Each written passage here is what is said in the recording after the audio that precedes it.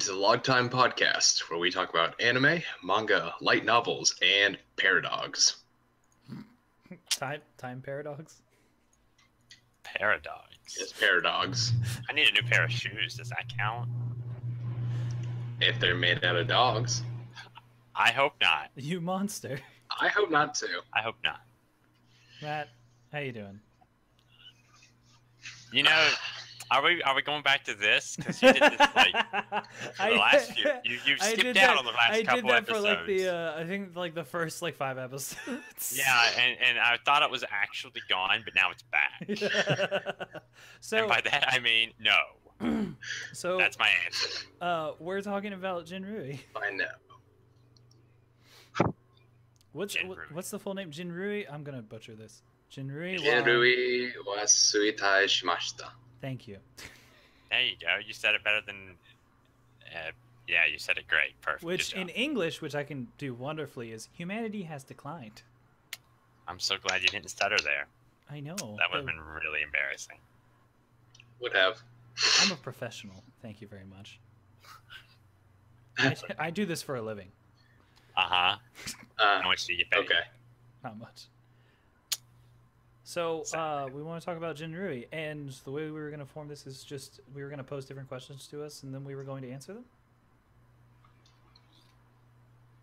Whoa, spooky. Hey, how's everyone doing? Kyle did it. I can do it too. I'm doing well. I have chicken wings right next to me, and they're delicious. Nice. Zach, how are you doing? I'm doing. That's great because me too. Yeah. Yep. All right. Yeah. So, how'd you guys like the show? Let's start there. You want to? Okay. I actually thought this was a super clever show. Like I was amazingly surprised. I didn't think it was going to be. I didn't know what to expect actually going into it. Like I went into it, I was like, I heard it's funny, and it's got a name about humanity declining. That's a bit odd that post-apocalyptic could be funny, but it was. Yeah, this is a show that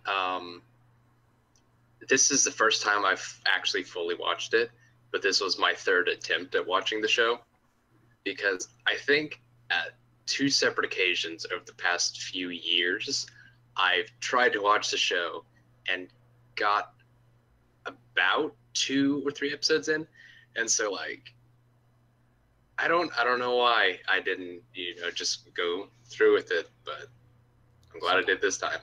I mean, sometimes like when you watch a show, I mean, I get those feelings where you try to go and you're like you're just not feeling it, and then you just kind of stop and then you put it on hold or whatever, you know. I mean, I've even done that with some of my favorite shows. Like I did that while I was watching Breaking Bad, for instance. It's not anime related, but this is an anime only podcast. Okay, sorry. Jeez, wow. No, this was a really clever show. It's just about a girl dealing with fairies in a world where humanity is no longer the #1 species. That's premise. Yeah. Yeah, that's a pretty good summary, actually. Yeah. I mean, this is my second time watching the show, but you know, I like it. It's funny. I find it really funny. Even though it's dark. It's never really what you expect it's going to be. No. Like no. The show as a whole, you are not going to expect the places that it's going to go. And even when it has like this very like set forward arcs, it's like, okay, so here's what we're doing, and it's like you feel like you know what they're going to do, and then you really don't. You really don't. It never goes there. It's like because the show, the way that I approached the first couple episodes, let me just start there, is that like the whole thing's humanity is declining, so I was like, all right, well, I assume there's some like darker thing to this, and then like the show opens up and it's cutesy and it's fun, and I was like, oh, it's gonna be like Madoka Magica, where it's all of a sudden you just get out of nowhere, it just stops being cutesy and fun. It never stops being happy. It just mixes really dark shit with the happiness. It was the strangest thing. It is a weird experience. Like they're like if I tried to describe the show to somebody that was like, I'm interested in this show, can you like tell me a little bit what's going on? I don't think I could give an accurate description because it's like a scramble. It's like when you have a dream and you wake up and you're trying to remember bits of the dream. It's that kind of like scattered craziness. Either that or you have like this really dark dream and then you explain it to your friends and realize that the dark dream had like bread that was talking to you that ripped itself open and bled jam. Like, and you're like, in hindsight, it doesn't sound scary, but at the time it was really scary. Just sometimes the actual experience of the show is just so fragmented and jarring. It's not unenjoyable in that sense, but it's just like, what just happened? Like, it's not what just happened as in I don't understand what just happened, but like what just happened as in please hold me, I'm kind of scared.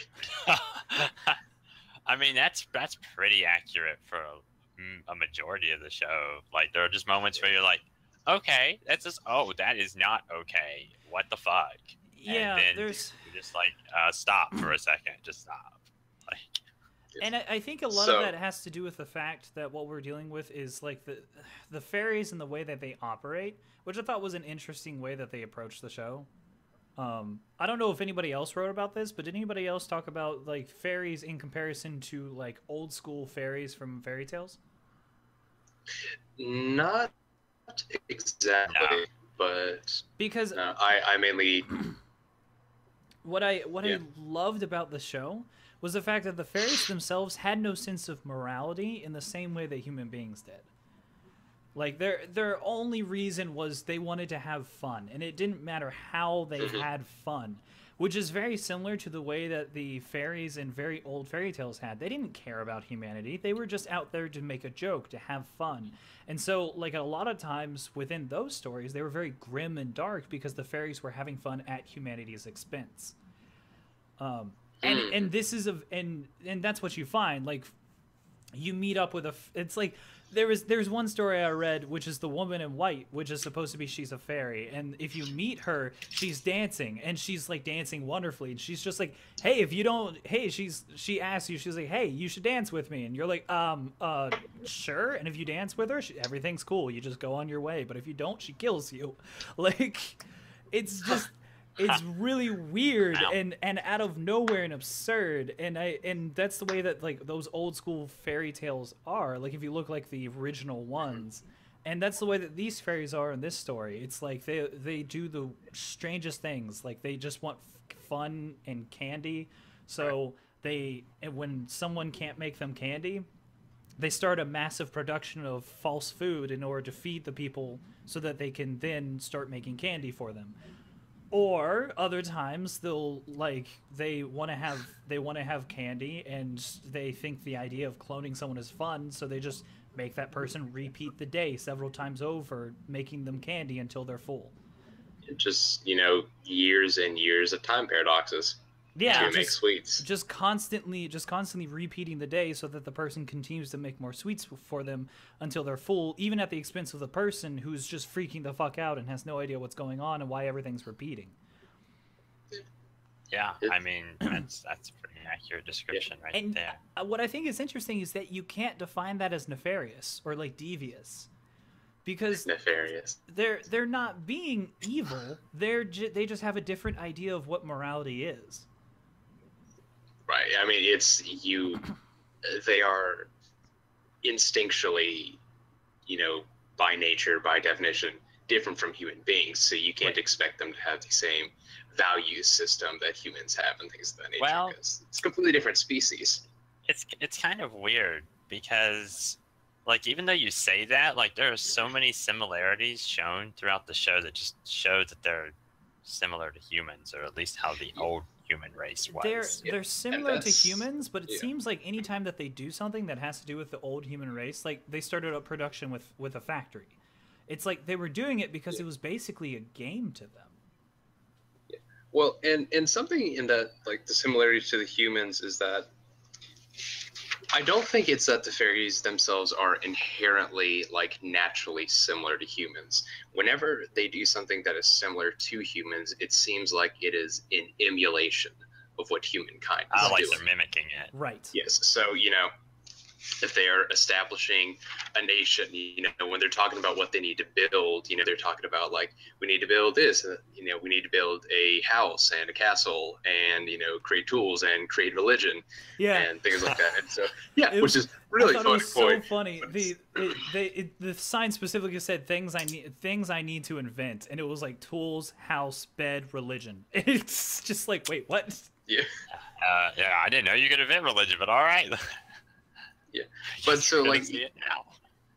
like, you can consider it in one sense that the fairies are very similar. They're humanoid. They seem similar in some of their behaviors and things of that nature, and they are, obviously an intelligent, sentient species that is capable of, working with advanced tools and things of that nature. Mm-hmm. So, in that sense, they do seem very close evolutionarily to humans in a way, but yeah, okay. I do contend that a lot of the similarities, those seem like they're direct emulation of what humankind does. Yeah, right? I kind of saw that. Like, at first I thought maybe that they were trying to, like, be humans because they thought like humans, but I saw a lot more of the mimicry, particularly in a couple of the episodes. Like, it seemed mostly they're just mimicking.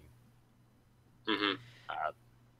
And I think that's why, like, they also suffer from the idea that they just don't have the same morality system. Is that, like, there are even moments whenever they make jokes about, like at one point, one of the fairies asks the main character if she wants to jump off a cliff. And they're like, I'd like to do it. It's fun. And she's like, no, thank you. Because they just don't understand the idea of death or anything like that. Like, and any time that they do something morbid, it seems more like an emulation of what they've seen. Mm-hmm. Yeah. So. Does anyone else maybe it was just me, but did anyone else find it really disturbing that their faces are like these huge smiles? Nope. And then they just that was me some too. of these really, like, freaking dark statements. It's they're just like, death? And I'm like, no, that's not how that works. Stop smiling. Yeah, I'm trying to think. There was, I think my favorite one of those was whenever some fairies split off and made their own nation, and she asked them, she was like, what kind of nation do you want to make? And they all turned to her with smiles, and they're like, taxation, oppression, suppression, persecution. And she's like, whoa. Maybe not like, that kind of nation. And then that same episode, they even had the thing where it was like, they're like, we want to run for leadership of this colony of fairies. And they're like, really, what platform are you going to run on? And one of them's like, equal distribution of sweets. And the other one's like, yeah, you sound like a commie. They just it's so weird. Yeah, there was another point in the episode that you're talking about where they're like, all right, what do we need to do to build this nation? People are like, water, food, whatever. And then one of the fairies is like, all right, I'm going to do unsolicited research. And I'm like, wait, whoa, that was way different than the rest of them. Yeah, and I think that's part of the point in that, because the series is considered satire. In a sense, like that is, aside from the comedic value, I think that is supposed to be its, most highly situated genre of the show. It's so jarring. Yeah. I mean, that's obviously the point. It's like looking at a definitely. I would argue it never gets easier. Yeah, it's like looking at a non-gory version of Happy Tree Friends, where you still have that dark, really dark aspect of it, but it's cutesy. Yeah. And it's that dissonance between those things that's really interesting. Mm-hmm. Yeah. And this dissonance is done well. Really there are some instances of other things that are trying to mimic this dissonance, and they don't do so well and come off as edgy or just like really like what the fuck. Yeah, and I think the reason why it does so well is that it because we talked before the podcast came on, but this is based off of a light novel series, and the light novel series is an absurdist one. It's not absurdity by like the general modern term of humor, although that's based on it, but it's an absurdist like novel series, which means that it uses a lot of just very strange ideas about the nature of things that just don't make sense, and you're trying to make sense, but then you have this problem of you're not making sense, but you're trying to make sense of something unsensical. Mm-hmm. If that makes sense.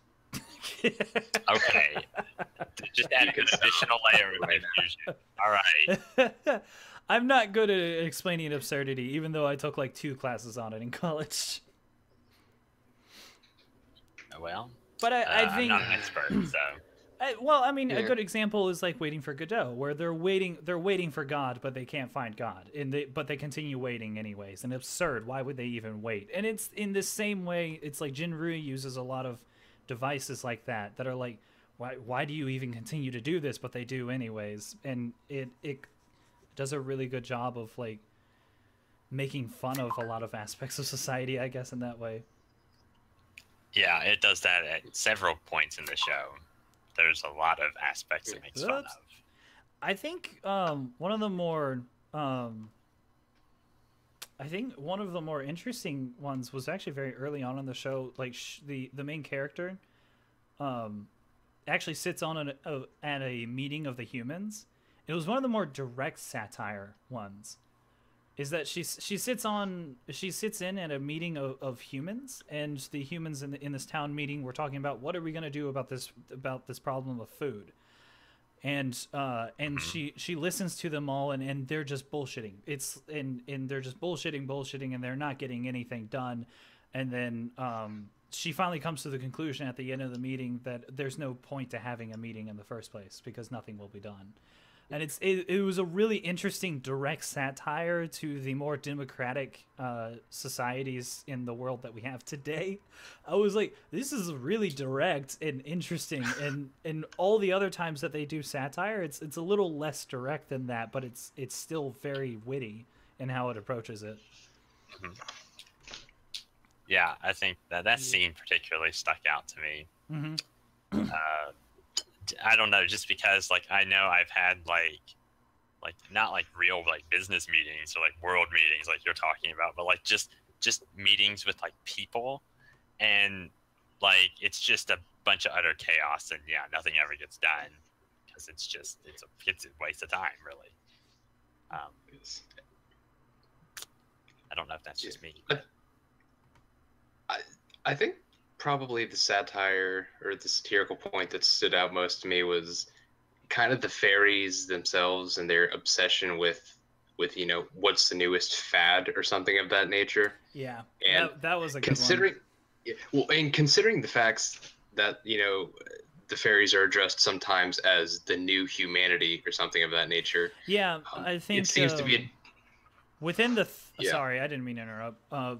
It seems like the 4 fairies that tend to stick with the main character a lot, particularly one's dressed as a goofball, one's dressed as a businessman, one's dressed I think sometimes in a military outfit, and it's like, so they seem to like directly be parodying different members of human society in that way. Yeah. Mm-hmm. But it's interesting because the series starts off with the episode about the fairy factory, and there's a lot of discussion about how there's so much of the world has declined because of human waste and this over consumption of processed goods and things of that nature. And it kind of made me think about in considering leading right into the Manzine Renaissance arc, how that was this huge sweeping fad, and it kind of spoke to me in that like the fairies like latch on to these ridiculous fads and things of that nature, and they do so at an absolutely alarming rate. Like it's it's kind of scary how quickly they latch onto things and then lose interest with them. And it just kind of felt like a direct sort of like critique on, you know, how things are so fickle in society. Yeah. Yes, these days, how like whole societal attentions to things can be so like laser pinpoint focused, like for a week, and then never think about it ever drop again. off. Yeah, I mean, look at the news media. Ebola. Yeah, I think a great example of that in this show is the couple of episodes where she first meets the fairies for the first time, which is weirdly towards the end of the series, because they jump back in time, and she gives them the fad that goes on is that she gives them names, which gives them individuality, which they never had. And then within a day, because of their individuality, they start prospering and going crazy about names and having a naming convention to their lives. And then like within the very next day, they're completely done with it and gone. Yeah. And it just doesn't matter to them anymore. No one cares. I mean, yeah, like the fairy was like, you know, names, we wanted those. Like, that was something we suggested. Like, yeah, like even the very next day, she asked one of the fairies about it. She was like, "Hey, you know, don't you remember your name?" And he was like, "We have names? Why would we have names?" And she's like, "I don't understand." Yeah. Yeah, but even like, there's definitely a lot of like satire in the show, and particularly with like the capitalist factory thing. Oh my god. That like, one in like particular. you could just pick that apart for days. It reminded me a lot of Animal Farm, I think. Like it had some elements that kind of reminded me of Animal Farm, and that like the Maybe because it was taken over by processed sentient chickens. Well, yeah, perhaps? That could be something to do with it. And then they showed the processed sentient chickens, like the one that was the CEO turns around his chair, he's like smoking a cigar, and he's like completely laid back and an asshole. Yeah. Like. Yeah. Oh yeah, and he's a processed chicken, so he doesn't have a head, so he's just like speaking out of his throat. Yeah, and they have to get translation glasses. Yeah. Like, It was what the heck? still one of the most jarring scenes in the show, but I digress. Yeah. Like the leader of the factory is headless chickens. Headless chickens. That's something I've never seen before. Okay. Yeah, no, they well, actually, I have seen that because it was one Right. of the first couple episodes of Courage the Cowardly Dog. They had a headless murdering chicken that was trying to behead and cook the people in the farm. But I digress. I mean, yeah, but even beyond that, there was that like the factory worker that like introduced him to the factory, like that was giving him the tour. And he had Like, no idea what his job even Like entailed. he's like I don't know. I just got hired on 2 days ago. Yeah, and he's like, you know, this is just what I'm doing. This is just the job that I'm doing, basically, and I'm getting paid, so I don't really care. Like, I'm gonna do it. That was an interesting satire in its own way of a typical workforce. Mm-hmm. Is that they're basically like, as long as I'm getting paid and I'm not being abused physically, then whatever. Yeah.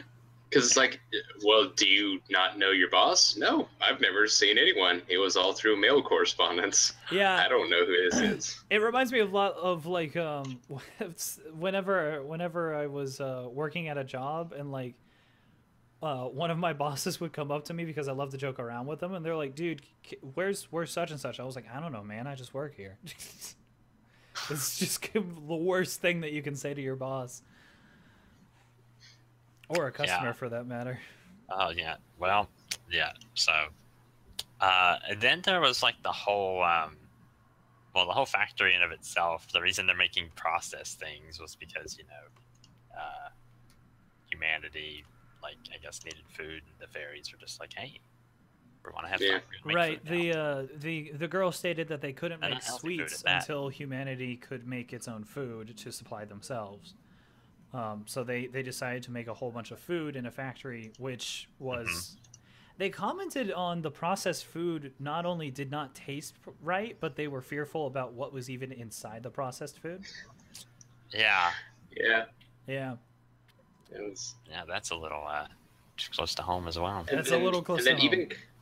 And then even kind of the ways that they would like try to spice up regular food. So, well, we got to make this bread so like kids will eat it. And so let's put carrot juice in it. And that's how we get our bleeding loaf of bread. But it's just it's all these weird additives that don't seem like they should be anywhere near the food. Yeah. Yeah. That's I mean, that's part of the processed food. And then there was that weird guy that, like, I don't know exactly what he was. He was a manager or like, I don't know. He just looked like he was a guy with a top hat. Oh yeah, he got hired on and he was supposed to be upper management, but even he didn't know who his boss was.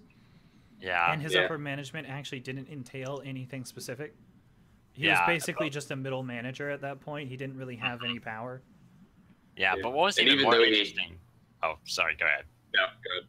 Oh, I was just gonna say, even more interestingly, he went and did this speech about how he's gonna take over the corporation and like make it so much better. But then, like in his like dialogue, like secondary dialogue, he was like, I guess I'll just take over the company and dictatorship it.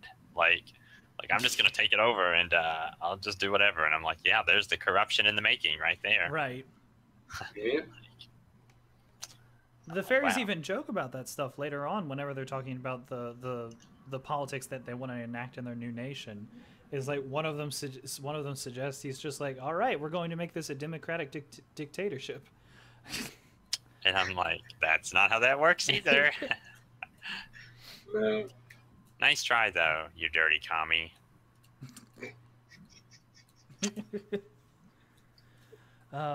This was a really interesting show though. What's another theme that you wanted to talk about? Because there's a lot that happens within this. Yeah, there's a lot of like subtle themes. I don't know. Well, I personally like the capitalist arc. What did you like, Kyle? What was my favorite? Yeah, what was your favorite? It's not necessarily my favorite, but the one that stuck with me probably the most was the time loop arc.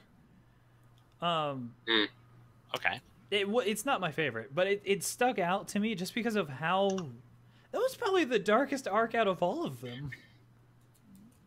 I would argue. Really?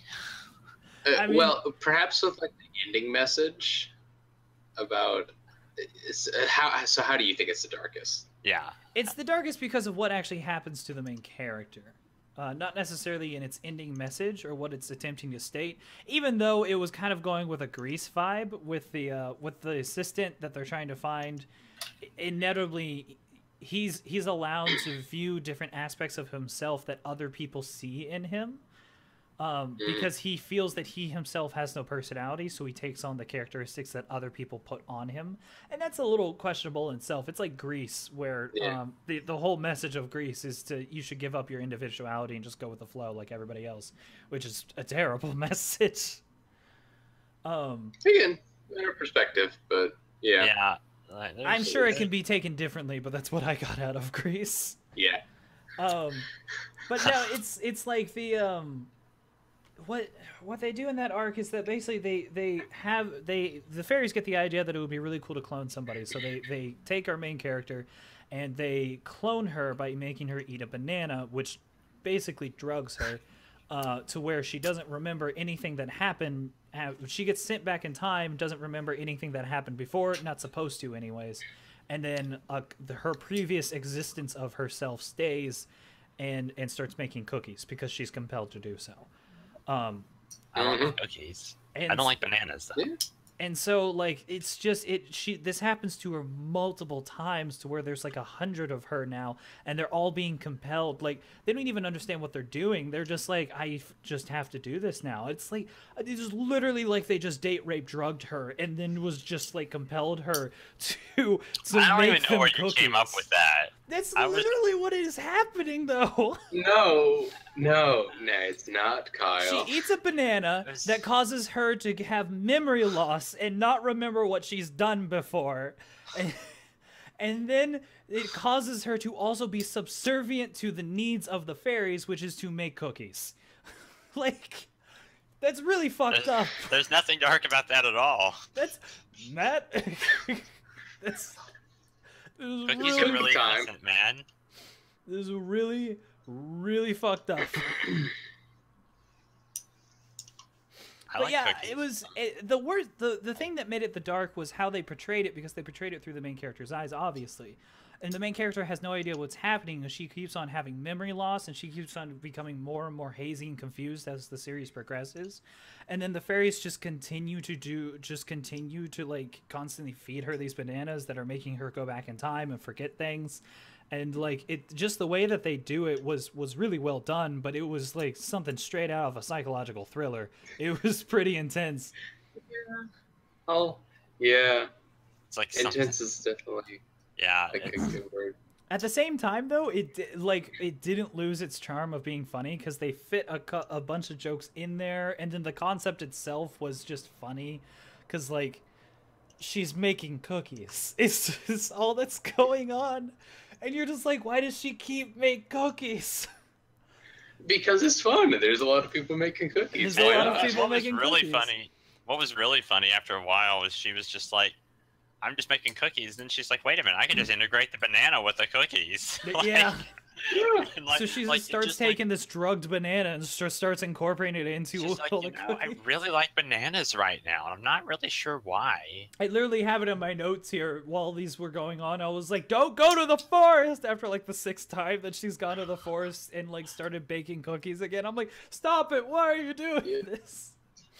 And then Because why not? and then in the second, because it took up 2 episodes. In the second episodes, we get a slightly different perspective on it, where we're getting a more coherent description of everything that's occurring. It's like the first one was supposed to be, we're just as confused as she is, and then the second episode is she finally is getting some like idea of what's going on, and so we're finally getting some idea of what's going on. And she like, any time that it wanted to repeat that she had gone through several different cycles, she just repeated the line, I came, I saw, I slipped, because she would slip on a banana peel and go back in time. And then she kept adding on to it. So at one point it was, I got yelled at, I came, I saw, I slipped, I got yelled at again. It's like, it was really funny that they kept doing that though. Yeah. But yeah, it was really dark, and it stuck Her out to me. internal monologue is great. Her internal monologue throughout this entire show is just so funny. It's just her dry wit and her sense of humor is like It's perfect. It's perfect. Yeah. It's absolutely great. Like the first time that I was like, okay, I'm gonna like this girl, was probably when she was in the factory and she gets accidentally put on a conveyor belt that goes into a trash compactor, basically, and she's literally staring into the jaws of death and just goes, goodbye. She was like, I accept it, goodbye. That's This the is how end I right die. here. That's it. It's my life now. Or like Yeah. when she joins a tea party towards the end of the show, and they're like, what's the first thing you want to do? And she's like, how do I quit? Like How do I immediately, quit? right off the bat. Immediately. Why do I quit? Do you have any questions? How can I leave? This is the first question that came to her mind. She's like, I remember that shit with the banana. That's not happening again. And not again. Yeah. Oh. I really like this show because it does a lot of like really clever satire and stuff like that, but it mixes in so much wit throughout the entire thing that's just, I was literally crying, like not even figuratively, I was literally crying at several points in this show. There are, Yeah. and well, all right, Zach. What was your favorite part? I'm just going to Keep this going. keep going with this. Did we already talk about it? I think my favorite arc was honestly, Yes, whatever. well, it was the one-off, I suppose. I think my favorite part was where the fairies do build their own nation and, make, the mediator their queen / god of the island.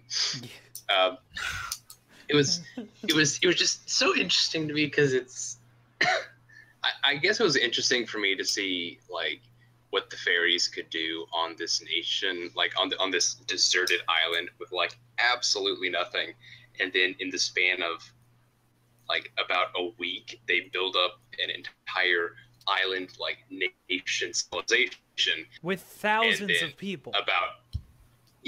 And then about a week later, it's gone. It's completely gone within a week. Yeah, it's because it's like, you know, they've got the whole thing. It's like, oh my God, we're doing so great. We want to build monuments to celebrate, and you know, the media, she doesn't even think about it. She's like, yeah, okay, whatever, go ahead, go ape. And then, you know, it's like, she goes out and there's like there's a Leaning Tower of Pisa, and there's like the Great Wall of China, and like every like human monument you could think of. And they're like, sorry to interrupt.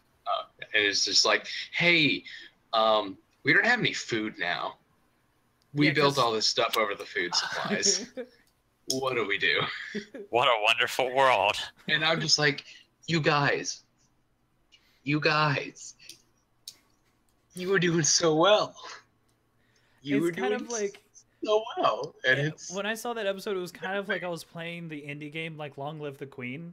Or either that, or I was just playing a really bad game of Civilization. Like that's kind of all I thought of. Yeah, it's like you're playing a really good game of Civilization, and just all of a sudden shit hits the fan like halfway through, and you're like, "What the fuck?" I spent all this time building monuments, but now I don't have a granary. Oh shit! Oh my God! What a wonderful world! It popped in my head as soon as I saw the scene. I was like, "Yeah, wow." And I'm like, this isn't wonderful at all. But it was I guess it was just like fascinating to me, and that it was like this continuing reinforcement of like how the fairies do very much kind of like mimic humankind in that sense, but they also sort of augment the flaws of humanity, because it's like, you know, a case study. It's like, hey, so yeah, humanity is in decline. Let's go ahead and show you how this comes about in 2 weeks' time. It was like, it was basically just like an accelerated 2-week process of the entire backstory of the show itself. Rising nation and then finally falling nation, basically. In a figurative sense. And it was just like, it's these stupid little fairies. Like, they're just doing this goofy stuff, and it's... They're doing goofy stuff while spouting different like socioeconomic things. Yeah, with trying for different. I don't think they knew what they were saying half the time. I think they were just like, we heard these words and now we're just using them. Yeah, it's like, well, these words sound fun to say, so why not? Yeah, and and it's weird because like it goes back to that whole emulation thing. Like even the monuments they built weren't new monuments; they were based off of human monuments from the past. Mm-hmm. It's like the entire time they're just having fun emulating humans. And also fucking with them, but, you know. Yeah. Yeah. Yeah. At that. They're very good at that. I would say one of the greatest instances of just the fairies just fucking with them is the Manzine arc. Like, that is an absolute... Which was a strange arc to begin with, but then it just kept getting stranger. Because they find lost pieces of society which they're able to reconstruct, and it turns out it's just it's not porno, but it's like they're like bad doujinshi comics. They're bad doujinshi yaoi. It's a whole bunch of boys love. I would like to specify boys comics. Love and yaoi. Because it's like some were actually adult, but then they just made like side mentions of those. But yeah, it's this entire thing of like, and then society goes nuts for it. Like all the women in society are like, yes, we love this. Oh my gosh, this lost piece of civilization is amazing. And then the fairies hear about it and just take it one step further by capturing humans and putting them inside these comic books. Yeah, they're just like, hey, we can do that with people. Yeah, instead of making their own book, they decide to make books and put humans in them, and then humans. It's create your own adventure story. Right. Except you can't leave until you're done. Right. And if you fail, you die. Allegedly. Yeah. And that was a good one too, because I know you and I talked about how like it was really funny because the entire time that they're inside this manga, they're completely making fun of every trope within the manga industry and the manga industry in itself. Yeah, like they weren't. Well, they were making fun of a lot of the tropes used, but you noticed that did get them in trouble. Like at a certain point. When they fell into only using tropes, their popularity decreased, which meant that the lower the popularity they went, the closer they were to their manzine being canceled, and they die. Yeah, because at the end of every panel, they have to make some sort of like crazy suspense. It's like, but actually, I'm your sister. Actually, why do we both go to that? I'm your twin, and Actually, I'm a boy in disguise. That was one of them too. Like, I just love how when they get to the point where it's like, okay, we have to fix this. Can it like zooms out and shows all the garbage that they've added to it, and there's like dinosaurs and spaceships and like tanks and everything, and it's like, yeah, we've somehow become like a sci-fi fantasy romance comedy slice of life sort of thing. With some drama and murder mystery going on. Which I thought was really funny. What have you done? I thought that was really funny because have you seen the list of genres for Maho Sensei Negima? No. Which it's pretty similar to that. I know. That's why I was laughing so hard is because like if you look at the manga Maho Sensei Negima, which is a long-running manga, I think it has like 700 chapters or something like that. The list of genres is action, adventure, comedy, ecchi, fantasy, magic, martial arts, romance, school, shonen, harem, supernatural. Oh Christ! It's just fucking ridiculous. Yeah, and that's what happens when you let your manga go on too long. Which is why I keep telling these freaking. I don't tell them directly, but I keep saying these manga artists need to stop. Which is otherwise this happens. Which is really funny. Like you can, They like because like I've read this one and I actually enjoy it. I have a guilty pleasure of enjoying this manga, even though I think in hindsight it's really not that great. But whatever. It's like I enjoyed it because like they went from being like a kind of like rom-com thing with magic elements to all of a sudden they're a fighting anime with their own tournament arc, and then they go. And then they go from there to an international, like, nation against nation thing, and then they're on Mars. I shit you not, they end up on Mars. I have syndication, and I don't know what to do with it. This is called, I need to keep making more of this manga, but I can't stop. So I'm just going to keep going until I'll resolve it later. The good thing about them having so many chapters and volumes is that they were able to explain the entirety of their full cast, which by the way, their full cast from the very beginning is like 40 characters, and they had plenty of time to dissect and divulge into every single one of those characters. I mean, I guess if you go on for so long, I guess series, it's like, I mean, it's not impossible. Yeah, but it kind of feels like it's almost an obligation at that point. It's like, okay, so we've been doing this for this long. I guess we could just like checklist it off and see which characters we haven't explained yet. Yeah, and then it's just kind of like just like in Jinrui where they have to make like 134 retcon panels because they fucked up. I forgot about that. And I not just because I saw the anime before, but I completely forgot about this arc until I started watching it. But I was like, no, this is going to end badly. Like, I've never seen this end well. And then I'm like, nope. Yeah. I had too many plot points. I thought it was so funny because they had so many plot points and they kept on doing that whole suspense thing where they're like, I'm your daughter, sister, dragon, like, motherfucker. I don't know. That, like, they had so many retcon points that they had to cut off all of the useless fat and narrow down their focus, and then they just became a rebroadcast of like Shakespeare's play. I don't remember which one. It was like A Midsummer Night's Dream. Yeah, they just became a production of A Midsummer Night's Dream was what they were. And it's just like, this isn't popular. Like, we've narrowed our scope, but we're not popular right now. Yeah. And and that's what happens. Gosh, that was funny. That was really funny. That was actually a really good arc. It was pretty funny. Yeah. When I watched it, because I was a little sad because the majority of it takes place within the manga panels and not in the world at large, which is a great song, by the way. But the shut up. But it took place within the manga, so I was a little sad because this is episodes 3 and 4. We've only had 2 episodes that actually dealt with this world that we're suddenly thrust into, where it's not necessarily post-apocalyptic because it's like hundreds of years after a post-apocalyptic. Like, we have society now, it's just small. And like, I'm still trying to figure out everything that's going on because this is a little bit of a confusing series when you try to look at like the history of everything. Yeah, a little bit. Yeah, just a little. I can see that.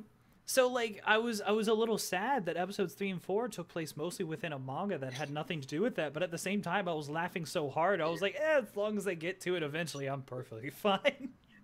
And kind of at the same time, like in that sense, you know, because when it showed like the crowds of people that came in for the Manzine like conventions and things like that, it's so many people, and like they're absolutely not in that one town. And I'm like, okay, well, if humanity's in decline, where are all these people coming from? Where are all these cities that they're coming from? Yeah. Like, why aren't we hearing anything about this?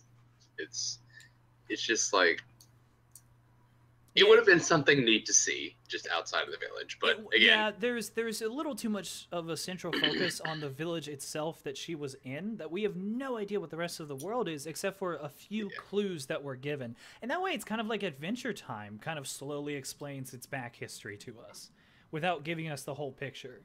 And that may be a bit of a weird one to reference, but like we get these small snippets of what's going on. Like, for instance, later on in the series, she talks about her time at school learning to be a mediator and getting through schooling, and she talks about how at the end of her graduation they closed down the school, which shows that they no longer have funds and a functioning way of keeping the school open and educating people, which is scary.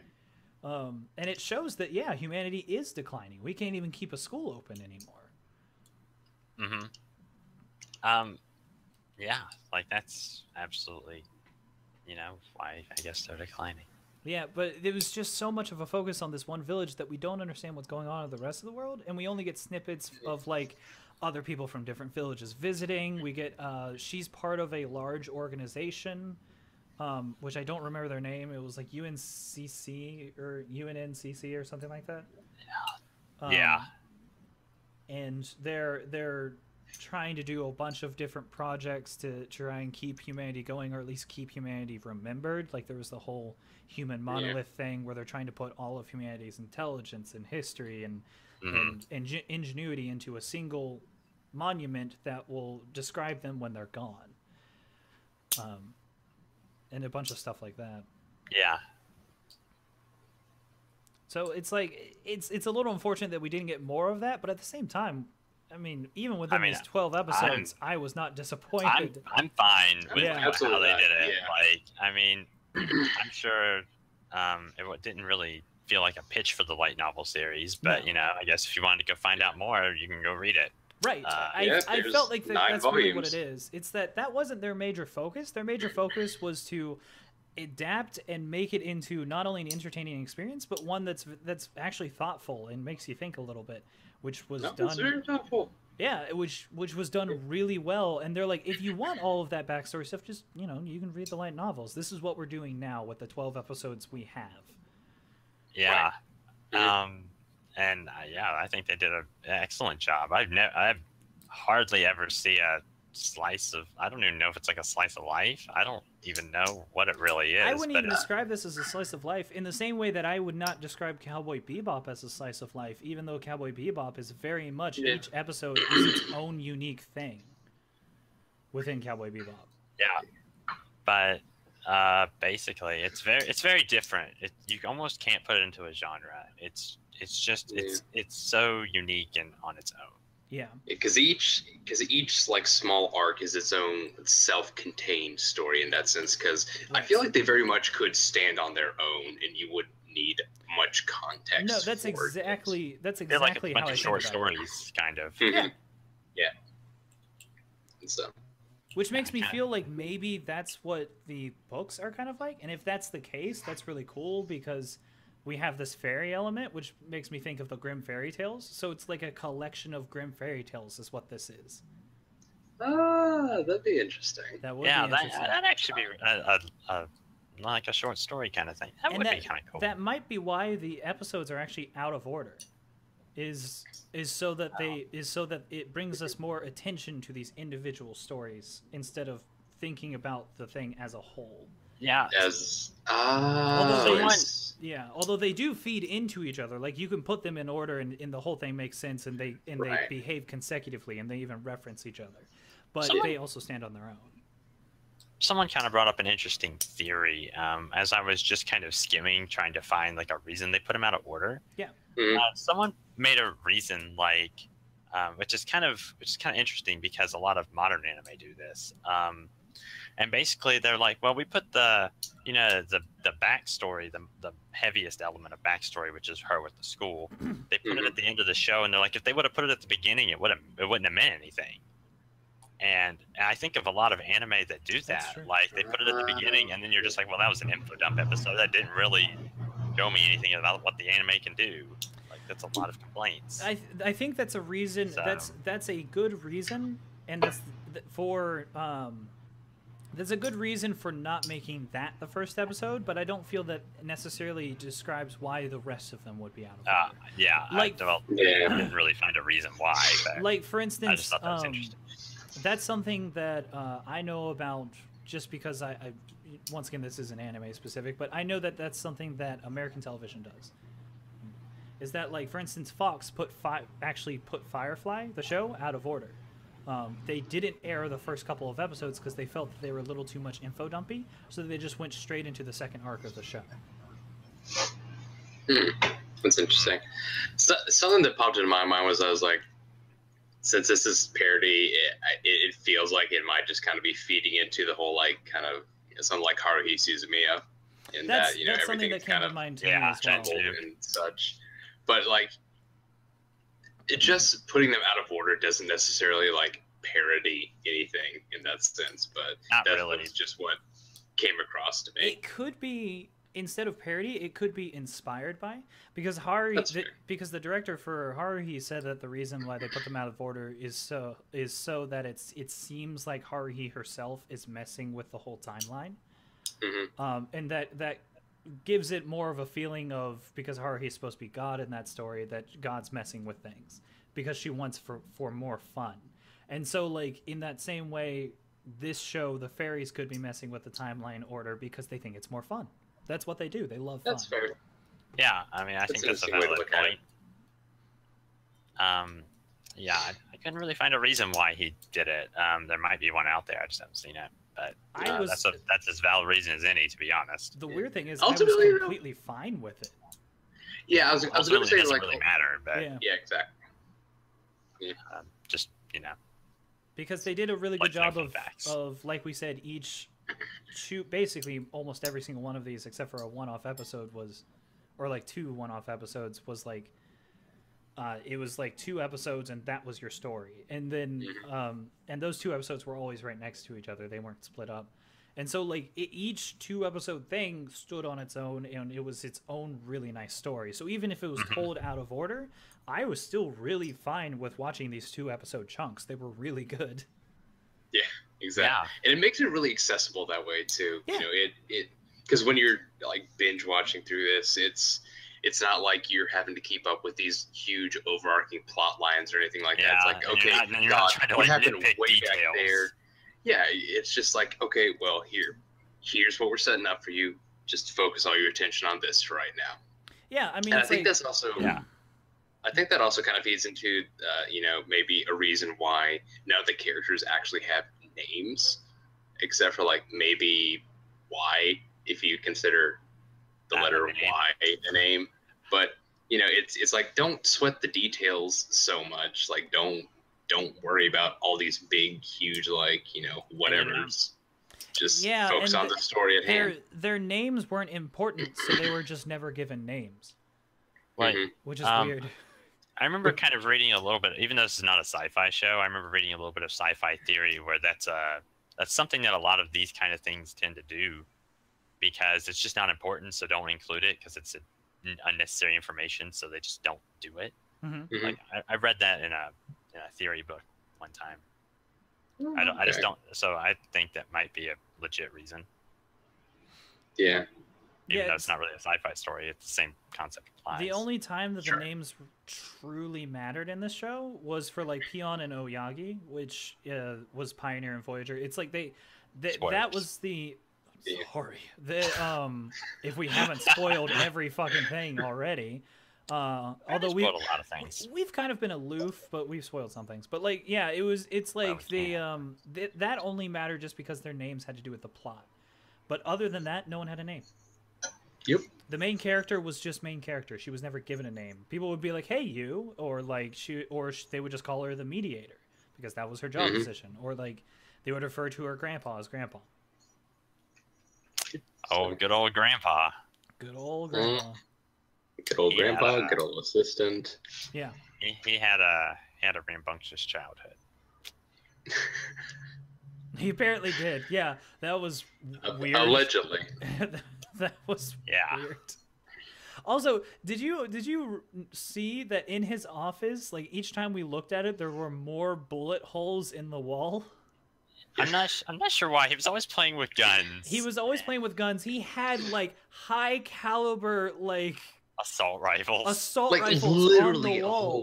A whole wall. A literal whole wall of them, and then like the back wall of the room, and they never brought any attention to it, but there was just a bunch of stuff put on with targets, and then the entire back wall was covered in bullet holes. I always just thought it was just animation decoration, to be honest. I mean, the animation style is a little weird, so yeah. And it's fine for the grandpa to like have a hobby. It's just really weird that he has that hobby. Well, I mean, like, I feel like part of it is probably, honestly, a product of just, like, what's around the area. Because, I mean, it was an old government building, so, you know, maybe there was just, like, a surplus of firearms there. Yeah, that's just what I mean, just like a building had a surplus of copiers. Like, yeah, there was a building that had a surplus of computers and copiers that they could use to make a manzine. And I also noticed that some of the walls and the like roads that she walked along, the hills weren't made of stone. They were actually made of they pushed together all this junk and then grass grew on top of it. Yep. Because there was even like a small little pebble wall that she walked by, but then at the end of the wall was or somewhere near there was just a bunch of junk that made up a portion of the wall, and that was really interesting. That's kind of interesting in its own way. It is. The show really gives a lot to think about in just about any facet of thought or approach that you could ever hope to get towards with this thing. There's a lot of like, I guess, different aspects that are interesting. Like as we've discussed, like they talk about like, it's almost like they're trying to like cater, not cater necessarily. That's the wrong word, but basically they're trying to like draw to cast a wide net. Yeah, and that's not a bad thing. It's just they did each thing they did very well. Yeah, so, I would argue it's very similar to the way that both Cowboy Bebop and Space Dandy were structured. They're going for something very different, but in those shows they structure each one about this is a story that we're going to do, and we get small little chunks. In each chunk that we get, it's telling its own story, has its own narrative and themes surrounding it. And that's true for this show very much so. Like each chunk that we get is very interesting. It's chock full of its own personal themes. And so they're able to actually go over a lot of really interesting things through the course of the series. Yeah, I mean that's pretty much it. Like there's a lot of interesting stuff to watch the series. Watch the series. I mean, really, it's, as I say of basically every show we've done so far, it's a ride. It's a ride. Oh boy, it's a ride. Like, and wow, people are gonna think we just watch good shows and just be like, man, they just watch everything, and then they're like, we're just gonna have to watch a really bad show, and then we're gonna have to shit on it. we're just gonna have to riff tracks it or something. Well, you guys do want me to watch Glass Slip. Oh, that's a ride in all of its own. But oh man, you know, I saw some images from Glass Slip the other day. This is completely off topic, but and I kind of wanted to watch Glass Slip again. No. I love Glass Slip, except I hate Glass Slip. You Stockholm syndrome Glass Slip. Kind of. So, do we have like anything else we really want to add onto our discussion on I mean, there's other arcs we could talk about, but I mean, I don't know if like we really want to talk about those unless you really like something one of those arcs did. Not necessarily. I feel like we covered about everything we wanted to get out of the way. We talked about mostly everything. Yeah, we covered just about everything, and like some of the major points that I wanted to hit on, like you're just gonna have to check the site because it's gonna be a blog post, and if I talked about it on here, it was just it wouldn't end. So yeah. We're gonna try to make this a short episode. And not like 17 it turned out hours. to just be a short episode, which is great, awesome. Yeah. So if you want, I mean, there's the show. Not really, there's the show, but there's bits of the show. So go check it out if you liked what you heard. And I guess that's it for this one. So see you on the next one. All right. Bye. Bye.